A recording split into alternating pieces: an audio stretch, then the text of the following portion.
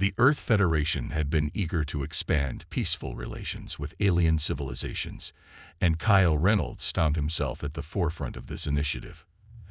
As a cultural anthropologist turned diplomat, Kyle's latest mission took him to Taralon, a mysterious planet inhabited by the blue-skinned Tarelians. His task was straightforward: initiate a cultural exchange and establish trade relationships between Earth and this ancient alien society. However, things took an unexpected turn the moment Kyle's small exploration shuttle entered Taralon's atmosphere. A sudden, powerful magnetic storm disrupted the ship's systems, sending it crashing down into a lush valley teeming with exotic life forms. The designated landing zone, the Tarelian capital, was miles away. To make matters worse, communication with Earth Command was entirely severed. Kyle climbed out of the wrecked shuttle, brushing dirt from his black diplomatic suit. "This can't be happening," he muttered, shaking off a creeping sense of anxiety. He grabbed his emergency bag, equipped with translation devices, and began trekking through the dense alien jungle, hoping to find any sign of civilization. Hours passed, and exhaustion started to creep in. Just when he thought he was completely lost, he stumbled upon a narrow path leading deeper into the jungle. Then, the sounds began. From behind the thick canopy emerged several Tarelian warriors, tall, graceful figures draped in ceremonial robes and decorated with vibrant face markings. Their bright, luminous blue skin shimmered under the sunlight. They carried long staffs adorned with feathers and polished stones, a symbol of status in Tarelian culture. Kyle raised his hands cautiously. "I come in peace," he called out, using a translator drone that hovered beside him. The drone repeated his words in the melodic language of Tarelon. The leader of the group, a formidable woman with an intricate crown woven into her dark blue hair, regarded Kyle with a strange mixture of curiosity and amusement. She exchanged glances with her companions, whispered words flowing like music. Suddenly, the group let out loud, celebratory whoops. Kyle blinked in confusion. "Ah, did I say something wrong?" Before he could react, the Tarelians seized him, their gestures almost playful but insistent. They escorted him down the path, their excitement growing with every step. Kyle's heart pounded in his chest, realizing he had somehow stumbled into an alien ceremony. After several minutes, the group emerged into a clearing. Bustling village built around enormous stone monoliths. The heart of the village was alive with festivities. Drums beat in hypnotic rhythms, and villagers danced in colorful garments that billowed like flames. But Kyle's attention was quickly drawn to the center of the square, where a large ceremonial ring was marked by glowing stones. The Tarelians led him to the edge of the circle. On the opposite side stood two towering male figures, their muscles gleaming under the light of alien torches. They wore expressions of fierce determination, and Kyle's translator drone picked up snippets of conversation. "The ritual has already begun," it buzzed. "The challenge must proceed." Kyle swallowed hard. "Wait, what ritual? I don't think I—" But before he could finish, the village elder raised his staff, his booming voice silencing the crowd. "Outsider, you have been chosen to compete in the Kagalar, the trial of claiming," the translator relayed in its monotone voice. Panic seized Kyle. He had no idea what the trial of claiming involved, but the intensity of the warrior's stares was enough to tell him it wasn't something to take lightly. He tried to explain that he was only an ambassador, but his words were drowned out by the elder's proclamation. "The victor wins the honor of mating with the chosen, two of the highest-ranked females of the tribe." Kyle's stomach dropped. "What? No, no, no. I didn't sign up for this." His protests went ignored as the crowd began chanting, urging the two competitors forward. The first warrior lunged at Kyle, his movements fluid but aggressive. Kyle barely dodged the attack, stumbling awkwardly to the side. "I'm not a fighter," Kyle shouted, ducking beneath another swing. His training was in diplomacy, not combat, and it was becoming increasingly clear that he was completely out of his depth. Desperation kicked in as the second warrior charged. Kyle instinctively ducked, and as fate would have it, his foot caught on a loose stone. He tripped and fell, right into the oncoming warrior. In an unexpected twist, Kyle's elbow jabbed the alien's jaw with enough force to send him sprawling. The crowd erupted in stunned silence, their collective breath held. Kyle lay on the ground, wide-eyed, unable to believe what had just happened. Slowly, the second warrior rose to his feet, clutching his jaw, but instead of attacking again, he bowed deeply, acknowledging Kyle as the winner. The elder stepped forward, a wide grin spreading across his wrinkled face. "The trial has been won," the translator announced. "The outsider is now the victor." Kyle sat up, still catching his breath. "Wait, does this mean?" "By the laws of our people," the elder continued, "the victor claims the chosen. They are now yours to take as mates." Kyle's mind reeled. This couldn't be happening. He was supposed to make peaceful contact, not accidentally marry two alien women. Kyle sat at the center of the bustling Tarelian village, his mind racing as he tried to comprehend the mess he'd just stumbled into. His translator drone hovered beside him, buzzing faintly as it struggled to keep up with the rapid chatter of the excited villagers. Round him, cheers echoed through the square, and celebratory music resumed. The two chosen women, now, apparently, his mates, approached him slowly, their expressions unreadable. They moved with elegance and purpose, their glowing blue skin reflecting the torchlight like polished gemstones. One of them had short raven-black hair, fierce eyes, and an athletic build. The other was taller, with long silver hair cascading over her shoulders, and a gaze that carried an air of quiet authority. Both wore elaborate robes marked with intricate tribal patterns, signifying their high status in the community. Kyle's heart pounded as they came closer, their expressions shifting from cool appraisal to subtle amusement. "This has to be a mistake," Kyle whispered under his breath, wishing desperately for a way out. But no escape seemed possible. The entire village was watching his every move with eager anticipation.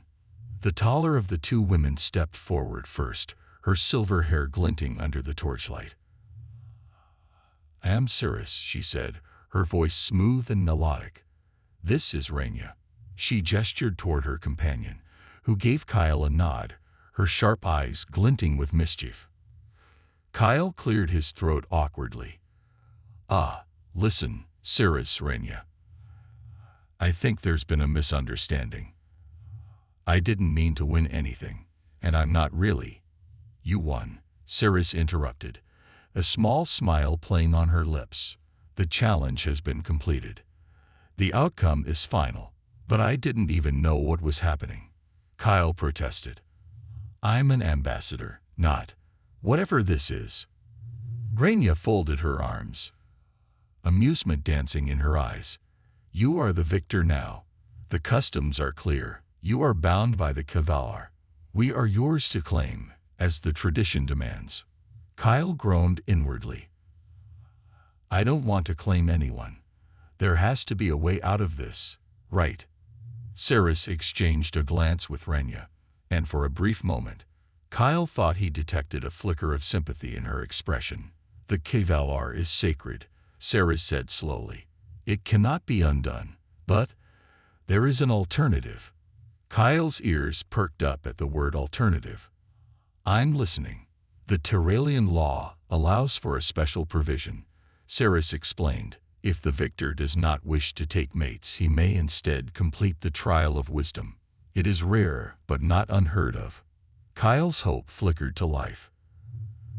"Trial of wisdom, what does that involve?" Raina grinned, a mischievous glint in her eye.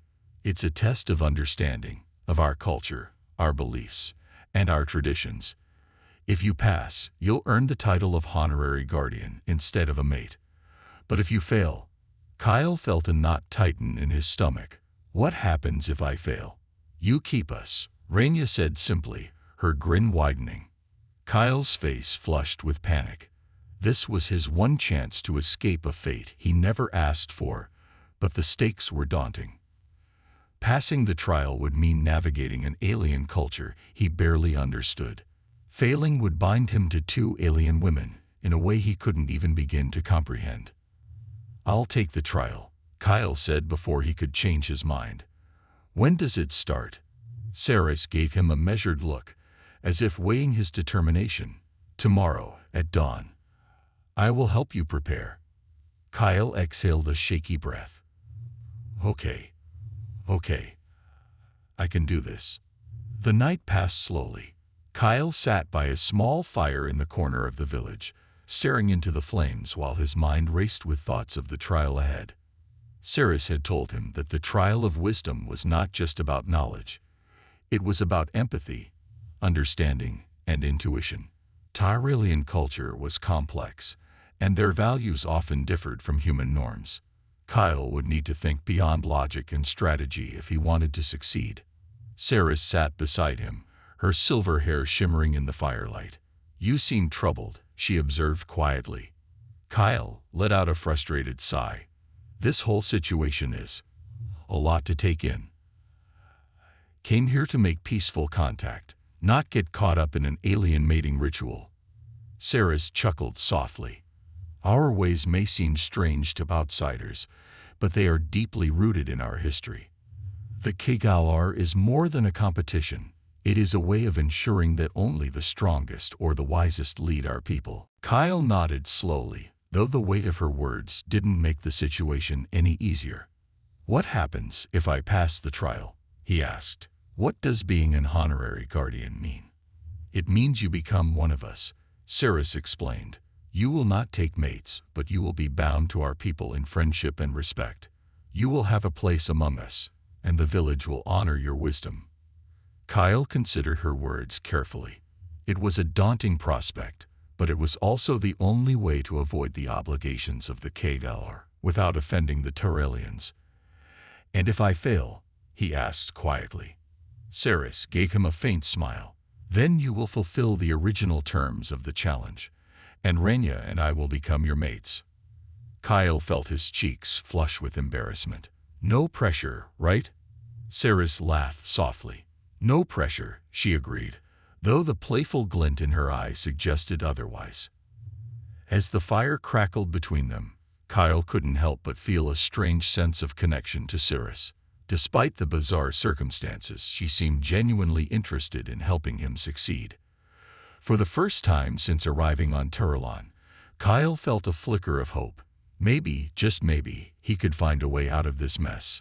The night on Tyrellon stretched on, with the alien jungle alive with sounds unfamiliar to Kyle. Soft chirps, distant roars, and the rhythmic hum of bioluminescent insects hovering near the torches. Sleep remained elusive as he lay by the fire, thoughts swirling around the challenge he would face at dawn. At some point, Saris reappeared, kneeling gracefully beside him. "It is almost time," she whispered. "Come with me. There is still much for you to learn." Kyle pushed himself to his feet, brushing off the exhaustion weighing on him. He knew that this trial could be the key to his freedom. If he could pass it, he followed Saris toward the outskirts of the village, where a small shrine stood beneath the twisted branches of an ancient tree. The shrine was adorned with strange symbols carved into smooth stones, glowing faintly in the moonlight. Saris gestured for Kyle to sit before the shrine. The trial of wisdom tests more than knowledge. It demands empathy, patience, and the ability to understand what cannot be easily explained. Tyrellian traditions are built on balance, strength and wisdom, action and reflection. You will be asked questions without obvious answers, and you must respond with your heart, not just your mind. Kyle nodded, though uncertainty gnawed at him. "So, no cheat sheets?" Saris smiled softly, an almost amused glint in her eye. "No. But I can tell you this, the questions are not about being right or wrong. They are about whether you can think as we do, whether you can see the world through our eyes." Kyle leaned back, letting her words sink in. "What kind of questions should I expect?" Ceres tilted her head slightly, considering him. You may be asked to choose between two difficult paths, or to interpret a symbol with many meanings. The answers will not be straightforward. Often, what matters is not your answer itself, but the reasoning behind it. Kyle sighed, running a hand through his hair. No pressure, right? Precisely, Ceres said with a small smile. Rania joined them shortly after, her sharp features illuminated by the soft light of the shrine. Ready for the trial, Ambassador? She asked, a mischievous grin tugging at her lips. Or should we start calling you mate already? Kyle shot her a withering look. Not funny. Relax, Rania teased. Ceres is a good teacher. If anyone can help you survive the trial, it's her. Kyle tried to ignore the playful glint in Rania's eyes, focusing instead on the task at hand. All right, he said, turning to Ceres. What do I need to know before the trial starts? Ceres regarded him thoughtfully. First, understand that this trial is as much a reflection of who you are as it is a test of what you know. It will not just examine your knowledge. It will challenge your values, your beliefs, and your willingness to see the world from a new perspective. Kyle exhaled slowly. Got it. Anything else? There is one more thing, Ceres said. The Turelians value humility.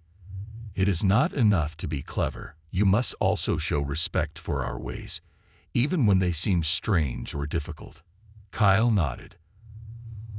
Okay. Respect, empathy, humility. Think like a Tyrellian. Think I've got it. Rania snorted softly, clearly amused by Kyle's determined expression. I hope you do, she said with a grin. Because if you fail, well, let's just say you'll be getting a lot more familiar with us. Kyle shot her an exasperated look. You're really enjoying this, aren't you? Rania gave him a playful wink. You have no idea. As dawn approached, the village began to stir. Drummers resumed their rhythmic beats, and villagers gathered around the ceremonial circle where the trial would take place. Kyle stood at the edge of the ring, his heart pounding in his chest as he watched the preparations unfold. The elder stepped forward, his expression solemn. The trial of wisdom begins now, the translator drone announced. Kyle Reynolds, you must prove your understanding of our ways. If you succeed, you will earn the title of honorary guardian. If you fail, the terms of the KVR will stand. Kyle swallowed hard, glancing at Ceres, who gave him a small, reassuring nod. Rania, on the other hand, shot him a teasing grin, clearly enjoying his discomfort. The elder raised his staff, and the crowd fell silent. First question, the translator buzzed. If a river splits into two paths, one leading to fertile land and the other to a barren desert, where would you lead your people, knowing that the fertile path will be destroyed in 10 years, while the desert path holds no immediate promise? Kyle frowned, his mind racing. The question was more than a simple choice. It was a test of values. If I choose the fertile land, we thrive now but suffer later. If I choose the desert, we endure hardship now for the chance of a better future. But that future isn't guaranteed. He took a deep breath, focusing on what Ceres had told him. I would lead them to the desert, he said finally. It's better to build something that can last, even if it's difficult, than to take the easy path and leave future generations to suffer. The elder nodded slowly, his expression unreadable. Your answer has been heard, the translator intoned. Now, the second question. The trial continued, with each question challenging Kyle in new and unexpected ways. Some questions required him to interpret symbols that seemed abstract and meaningless, while others forced him to confront difficult moral dilemmas. Through it all, Kyle kept Ceres's advice in mind: respect, empathy, and humility. By the time the final question was asked, Kyle felt both mentally and emotionally drained, but he had made it through the trial without giving up or losing his composure. The elder stepped forward once more, his gaze steady. The trial is complete, the translator announced. Kyle Reynolds, you have shown wisdom, humility, and understanding. You are now an honorary guardian of Tarlon. The wave of relief washed over Kyle, and the crowd erupted into cheers. Ceres gave him a small, approving nod, while Rhaenyra clapped him on the back, grinning from ear to ear. "Not bad, Ambassador," she said. "I almost thought we'd end up as mates." Kyle laughed, the tension finally easing from his shoulders. "Yeah, well, let's just say I prefer diplomacy." With the trial behind him, Kyle exhaled a breath he hadn't realized he'd been holding. The crowd's cheers echoed in his ears, their admiration a hum that seemed to lighten the pressure that had weighed on him since his arrival. Yet, as the noise died down and the ceremony concluded, Kyle realized that earning the title of honorary guardian was only the beginning of his new reality on Tarlon. The elder approached, his ancient eyes studying Kyle with approval. "You have proven your wisdom," the translator droned, "and in doing so, earned the respect of our people. As honorary guardian, you are now part of our tribe." Kyle nodded, grateful to have escaped the obligations of the Kiglar, but he could sense there was more to this title than simple respect. He turned towards Ceres and Rhaenyra, who stood nearby, their expressions unreadable. "So, what exactly does an honorary guardian do?" Ceres folded her arms, her silver hair glinting under the rising sun. "The title comes with responsibilities," she said, her tone calm but firm. "You are now expected to advise our leaders, protect the balance of our village, and guide us in times of need." Kyle blinked, slightly overwhelmed. "Wait, so I'm basically your diplomat now?" Rhaenyra laughed, a sound both playful and mischievous. "Something like that. Don't worry, we won't throw you into another mating ritual. Unless you ask nicely." Kyle shot her a withering look, which only made her grin wider. "I think I'll pass on that," he muttered, rubbing the back of his neck. The elder stepped forward again, tapping his staff against the ground to regain everyone's attention. "There is one final matter," the translator buzzed. "As honorary guardian, you must participate in a unity ceremony to symbolize your bond with our people." Kyle frowned. "Unity ceremony? What does that involve?" "It is a ritual where we exchange tokens of trust," Ceres explained. "We offer you a gift as a symbol of our acceptance, and in return, you must offer something meaningful from your world." Kyle scratched his head, trying to think of what he could possibly give. His emergency pack held little more than standard equipment: food rations, basic medical supplies, and a communicator that was still out of service. Then, an idea struck him. He reached into his pocket and pulled out a small silver compass, something he had carried with him since his first field expedition. It was old and slightly tarnished, but it held sentimental value. "This compass has guided me through a lot of tough situations," Kyle said, holding it out. "It's not much, but it's meaningful to me." The elder accepted the compass with a solemn nod, his weathered hands cradling the object as if it were a sacred relic.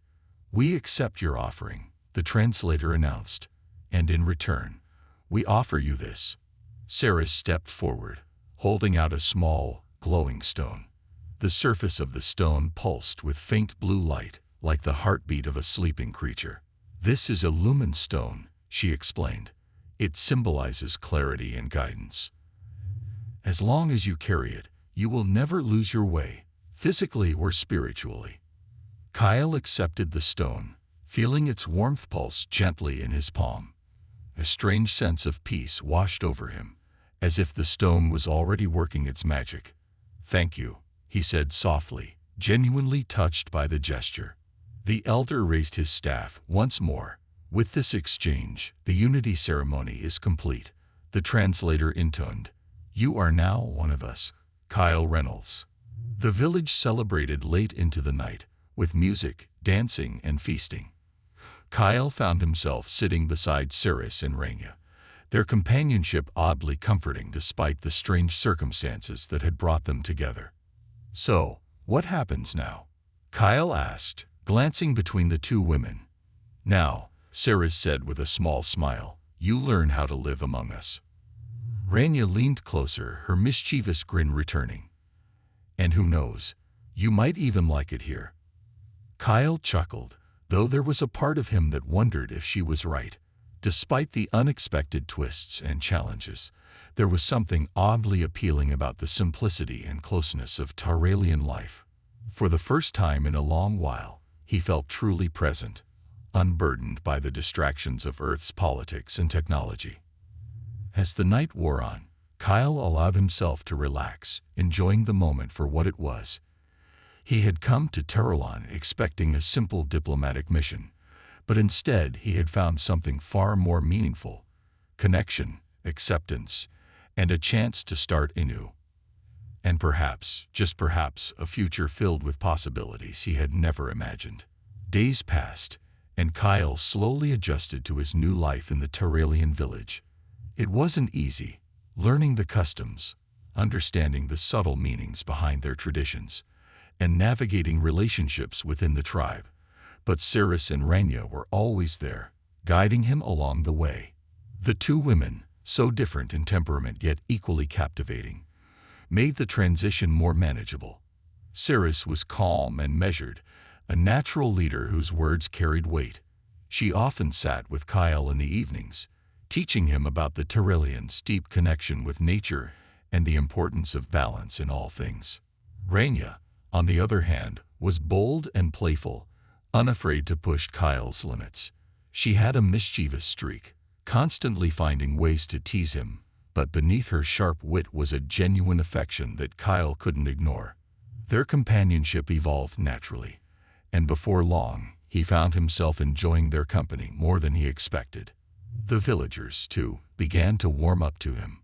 The title of honorary guardian carried respect, and they sought his advice on small matters: where to set traps for hunting, how to organize their supplies, or which path would be safest to travel. At first, Kyle felt out of his depth, but as time went on, he grew more confident in his role. He wasn't just an outsider anymore. He was becoming part of their community. One afternoon, Kyle joined Cirrus and Rania on a scouting mission deep into the jungle. They moved swiftly along narrow paths, their bodies perfectly attuned to the rhythms of the forest. Kyle marveled at how effortlessly they navigated the terrain, their movements as graceful as a dance. "Try to keep up, Ambassador," Rania called over her shoulder, her voice laced with amusement. Kyle rolled his eyes but picked up his pace, determined not to fall behind. "You've got an unfair advantage," he muttered, swatting away a stray vine. Cirrus glanced back with a small smile. "You're doing well," she said. "For someone who crash-landed here with no idea what he was getting into, you've adapted quickly." Kyle grinned. "I'll take that as a compliment." They continued deeper into the jungle, eventually reaching a secluded clearing by a shimmering lake. The water glowed faintly under the sunlight, casting an otherworldly glow over the surrounding trees. "This is one of our sacred places," Cirrus explained, kneeling by the water's edge. "We come here to reflect, to find clarity when the path ahead is uncertain." Rania plopped down beside her, kicking off her boots and dipping her toes into the cool water. "And to swim," she added with a grin. Kyle chuckled, sitting down next to them. For a moment, the three of them simply sat in comfortable silence, enjoying the serenity of the place. It was moments like these that made Kyle appreciate how different Terralon was from Earth. No noise, no distractions, just the quiet beauty of the natural world. "So what happens if I mess up as honorary guardian?" Kyle asked eventually, breaking the silence. Cirrus gave him a sidelong glance. "You won't," she said simply. "But if you did, we'd guide you back onto the right path." Rania smirked. "Or we'd make you fight in another Cathar. This time, though, you might not be so lucky." Kyle groaned. "Please, no more rituals." They laughed together, the sound echoing softly through the jungle. It was a strange feeling, being so far from home, yet feeling so at peace. For the first time in a long while, Kyle wasn't thinking about politics, negotiations, or Earth's endless bureaucracy. Here among the Terralians, life was simpler, and it was starting to grow on him. As they made their way back to the village that evening, Kyle found himself walking between Cirrus and Rania, their presence comforting in a way he couldn't quite explain. They had become more than just guides or companions. They were friends, maybe even something more. Rania nudged him playfully. "Admit it, you like it here." Kyle smiled. "Maybe I do." Cirrus glanced at him, her expression unreadable but her eyes warm. "Taralon has a way of surprising people," she said softly. "It's not just a place, it's a way of being. If you let it, it will change you."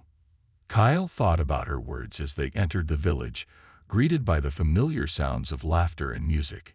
He wasn't sure what the future held, but for the first time since arriving on Taralon, he wasn't afraid of the unknown. He had come here as a diplomat, expecting a straightforward mission. Instead, he had found a new way of life, and perhaps even a new purpose. And as Cirrus and Rania led him through the village, Kyle realized that whatever came next, he was ready to face it. Just when Kyle thought he had found a sense of stability in his new role as honorary guardian, a sudden crisis threw the entire village into turmoil.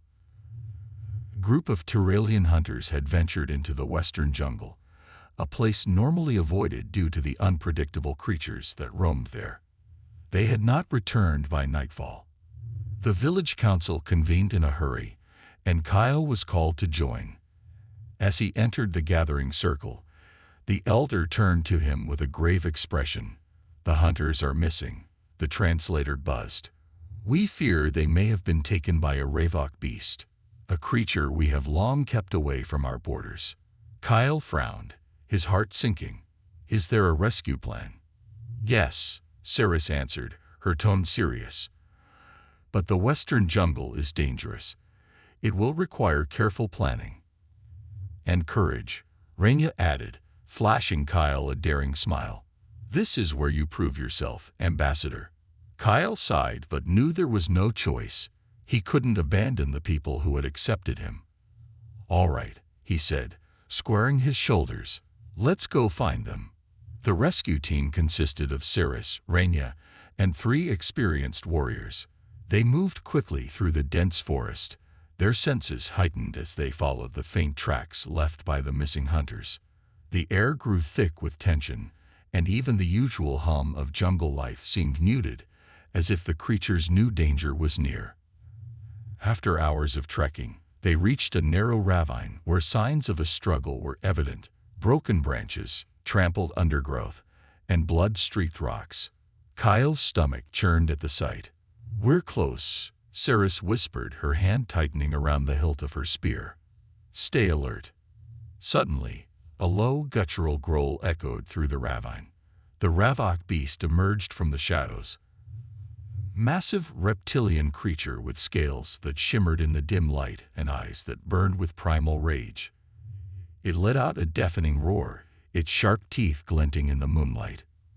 Kyle's heart raced as the warriors sprang into action, surrounding the beast and keeping it at bay with their spears. But the creature was fast, and its powerful limbs knocked one of the warriors to the ground. Kyle didn't think, he acted. Grabbing a nearby branch, he charged toward the Ravok, swinging the makeshift weapon with all his strength. The blow connected with the beast's snout, startling it long enough for the warriors to regroup. "Nice swing, Guardian," Rania shouted, grinning despite the danger. The team fought with precision, using their knowledge of the terrain to outmaneuver the beast. Cirrus dealt the final blow, her spear piercing the creature's heart. With a shuddering growl, the Ravok collapsed, its massive body falling still. Panting, Kyle surveyed the scene. "Everyone okay?" he asked. "We're alive, thanks to you," Cirrus said with a rare smile. Rania clapped him on the back. "Not bad for a diplomat." The missing hunters, injured but alive, were found nearby. Together, they made their way back to the village, the weight of victory and relief settling over them. The return to the village was met with cheers and celebration. The hunters were safe, and the Ravok beast, a long-standing threat, had been vanquished. Kyle, Cirrus, and Rania were hailed as heroes, their bravery becoming the stuff of stories told around the fires that night. As the festivities carried on, Kyle found himself standing at the edge of the celebration, watching the villagers dance and laugh under the stars. For the first time since arriving on Taralon, he felt like he belonged. Ceres approached quietly, standing beside him. "You've done well, Kyle," she said softly. "You've proven yourself not just as a diplomat, but as one of us." Kyle smiled, grateful for her words. "It's strange," he admitted. "I came here expecting a simple mission, and instead, I found something I never knew I was looking for." Rania sauntered over, her grin as mischievous as ever. "Admit it, Ambassador, you're starting to like us." Kyle chuckled. "I suppose I am." The three of them stood together, watching the village celebrate. In that moment, Kyle realized that the path ahead, though uncertain, was one he was eager to walk. He had come to Taralon as a stranger, but he was leaving behind his old life with the knowledge that he had found a new home, and perhaps a future worth fighting for. As the night wore on, Ceres and Rania stood by his side, their presence a constant reminder of the bonds he had forged. They weren't just his companions, they were part of his story, just as he had become part of theirs. And whatever challenges lay ahead, Kyle knew one thing for certain: he wasn't facing them alone. In the following weeks, Kyle settled fully into his new role. He continued to advise the village, bridging the gap between human and Tyralian cultures. His bond with Ceres and Rania deepened, evolving into something he hadn't expected but welcomed all the same. Life on Taralon was unpredictable, but Kyle had learned to embrace the uncertainty and the adventures that came with it. And as he looked out over the horizon, the glowing lumen stone warm in his hand, Kyle smiled. His journey was far from over. In fact, it was only just beginning.